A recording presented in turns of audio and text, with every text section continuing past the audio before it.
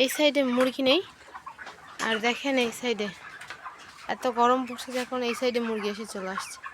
এখন মুরগিগুলো আমি এরকম একটা বস্তা নিব আর